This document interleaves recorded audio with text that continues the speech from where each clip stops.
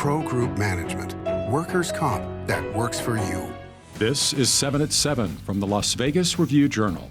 Good morning, everyone. You're watching 7 minutes of nonstop local news from the Las Vegas Review-Journal. I'm Renee Summerhour, and thank you for watching 7 at 7 a.m. for Friday, February 5th. Let's get started with our top stories this morning, sponsored by Carnegie Heights. Officials say Nevada prisons underwent a sweeping lockdown in response to a series of assaults on staff members. The State Department of Corrections confirmed the lockdown was implemented last week, but it was unclear which facilities were affected. An official told the Review-Journal that the officers were assaulted and treated at a local hospital and released the same day.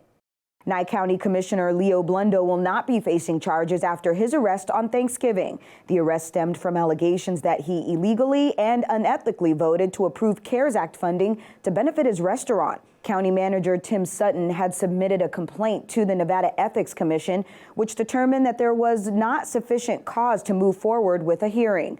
Blundo said in a statement that he is relieved not to be facing charges and that he is now, quote, a man who feels vindicated, end quote. 3 Las Vegas residents are accused of seeking vigilante justice against a man accused of sexually assaulting a child. Police say the 3 suspects kidnapped and beat a 19-year-old man after he was accused of assaulting a girl one of the suspects knew. According to police, the man was taken to Olympia Hills Park on January 28th, beaten, then taken to the mountains near Red Rock and forced to walk home. And if you look to the skies above Nellis Air Force Base, there's a chance you'll see some aviators at work. The base is holding its Red Flag exercise now through February 12th.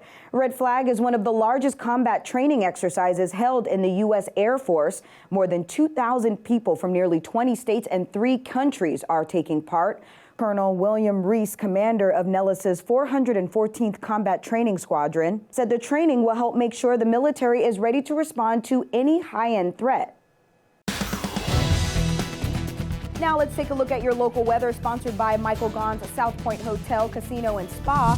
For your Friday, we're looking at sunny skies with highs near 65 degrees.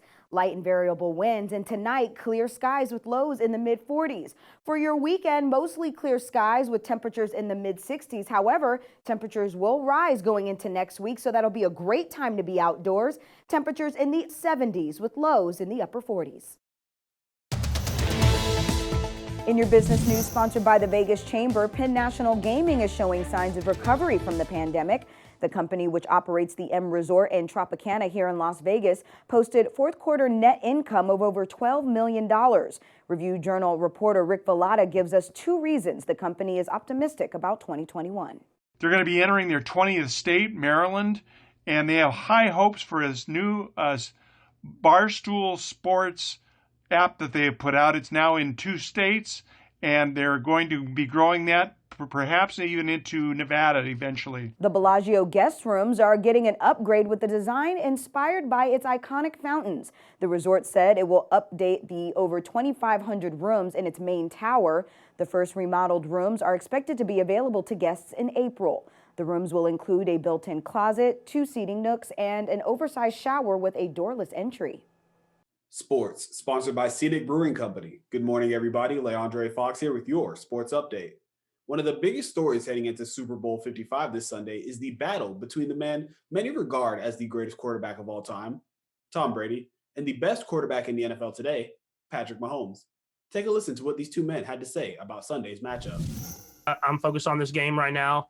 Trying to win the 2nd Super Bowl and be able to hold that Lombardi trophy and have that 2nd ring. You know, the one thing about this game, you're playing the other best team in the league, so there's not a lot of margin of error.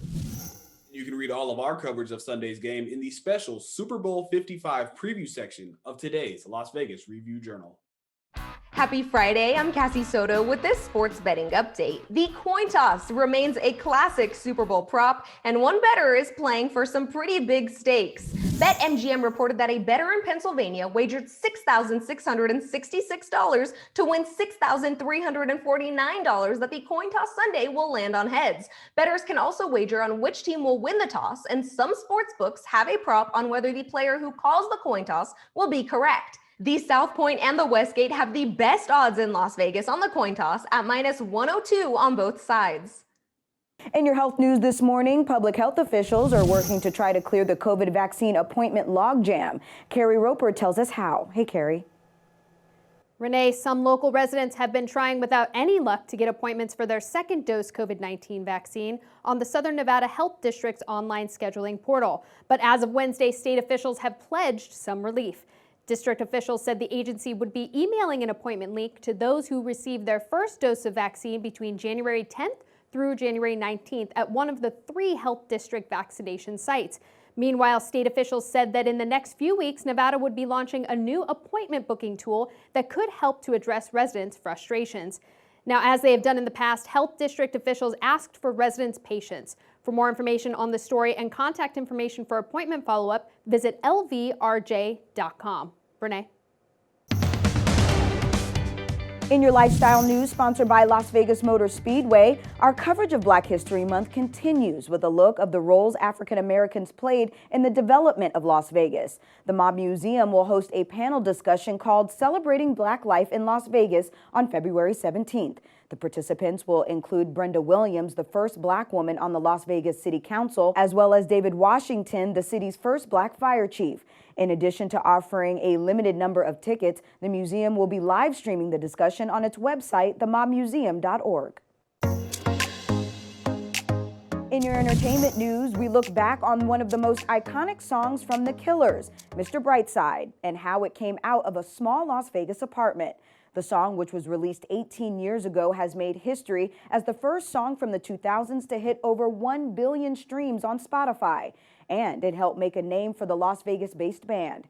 Mr. Brightside has sold more than 5 million copies, and it was originally recorded in Killers guitarist David Koenig's closet.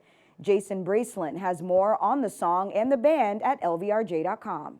Well, that's all for today's 7 at 7 a.m. I'm Renee Summerhour. Remember, the Las Vegas Review-Journal brings you 7 at 7 weekdays at 7 a.m. and 7 p.m. at lvrj.com. You can also download our free RJ mobile app to get news alerts sent to your phone. And you can find us on Roku TV, Amazon Fire TV, and much more. We hope you'll join us again this evening for 7 at 7 p.m. Happy Friday. Review Journal Studio, sponsored by Adam Kuttner. Get the maximum settlement as quickly as possible. This 7 at 7 update, sponsored by Pro Group Management. You're watching 7 at 7 from the Las Vegas Review Journal.